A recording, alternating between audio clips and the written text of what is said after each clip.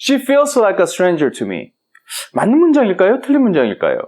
그녀는 나에게 낯선 사람처럼 느껴집니다. 얼핏 보면 맞는 문장 같은데 그녀가 느꼈는데 내가 느낀 것처럼 해석이 될 수가 없다는 생각도 드시죠? 자, 이 문장은 아주 특별한 문장입니다. 자, 오늘 이 비밀 한번 풀어보시죠. 사실 이 문장은 저희가 질문으로 받은 문장입니다. 저희 구독자 중 한 분이 이런 질문을 주셨습니다. 자, 우습게 봤던 동사들이라 무심코 넘어갔던 문장이었는데요. She feels like a stranger to me. 자세히 들여다보니까 좀 이해가 어렵습니다. 그녀가 낯설게 느껴져라고 알고 있는 문장인데요. 느끼는 주체가 she인데 어떻게 내가 그렇게 본다는 느낌이 있는지 궁금합니다. I feel she's a stranger these days. 이런 느낌인데요. 이런 질문인데요. 자, 여러분도 쉽게 생각했던 이 she feels like a stranger to me. 이걸 가만히 들여다보니까 좀 이상하다 이런 느낌 드시죠? 자, 우선 앞에서 물었던 질문. She feels like a stranger to me. 이건 아주 맞는 문장이라는 답변을 드리고 오늘 설명 시작하겠습니다.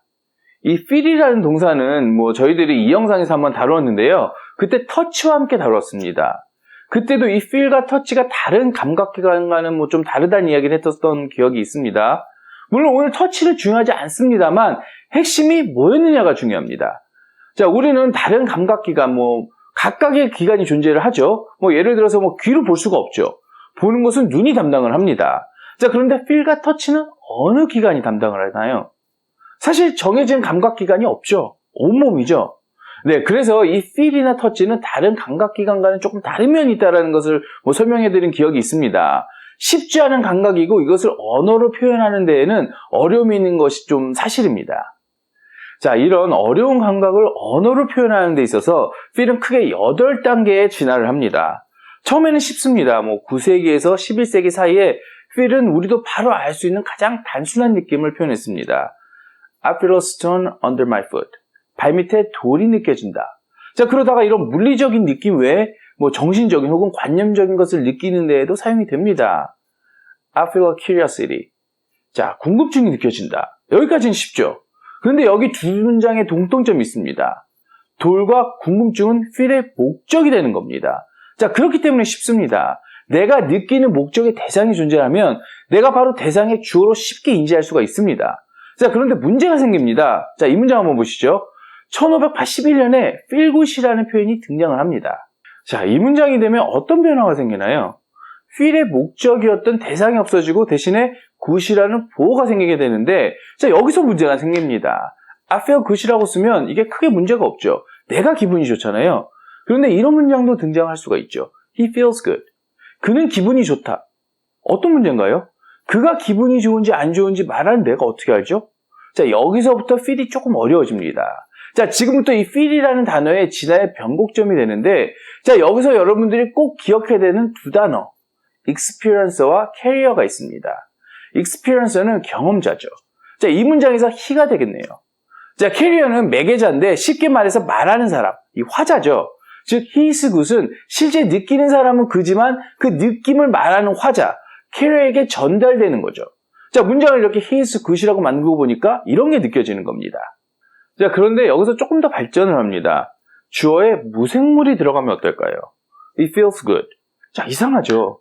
it은 느낄 수 있는 experience가 될 수가 없는데 느끼는 것처럼 표현을 합니다. 물론 이걸 학자들마다 설명하는 데 있어서 복잡함이 있습니다만 우리는 영어를 잘하는 게 목적이니까 이걸 최대한 간단하게 설명을 하면 이런 겁니다. He feels good. 이것도 사실 느끼는 그가 느끼는 거지만 나에게 전달이 되는 거잖아요. 이걸 학자들은 stimulus of perception 이렇게 얘기를 하고 상대가 느끼는 자극이 말하는 나에게도 전달이 되는 거죠. 자, 그러면 it feels good도 어떤 것의 느낌이 좋은데 그것이 나에게 전달이 되는 겁니다. 자, 예를 들면 이런 겁니다. The chair feels comfortable. 그렇죠. 의자는 느낄 수가 없죠. 근데 그 의자의 느낌이 나에게 전달이 되는 겁니다. 자, 이렇게 해놓고 나니까 뭔가 좀 부족함이 느껴지지 않나요? 그래서 5번째 변화가 생깁니다. to me 라고 하는 그 방향성을 확실하게 해주는 표현이 등장을 하는 겁니다. It feels good to me. The chair feels comfortable to me. 자, 이제 서서히 오늘의 질문의 모습이 드러납니다. 자, 지금까지는 보어로 형용사를 직접 썼습니다만 6번째 변화가 발생을 합니다.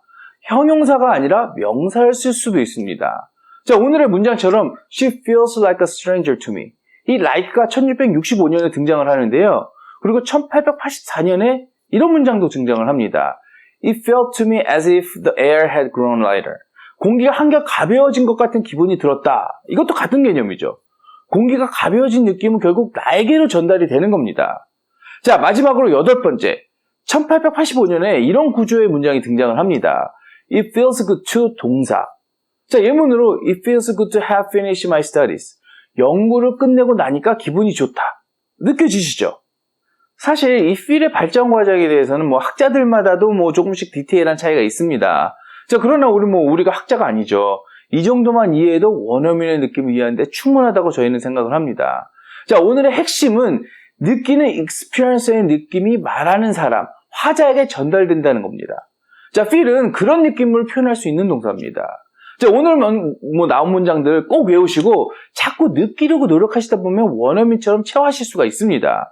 자, 이론적으로 아는 건 신기루 같은 거라서 자꾸 잊어먹지만 외워둔 문장은 절대 자신을 배신하지 않습니다. 여러분, 오늘 영상 어떠셨나요?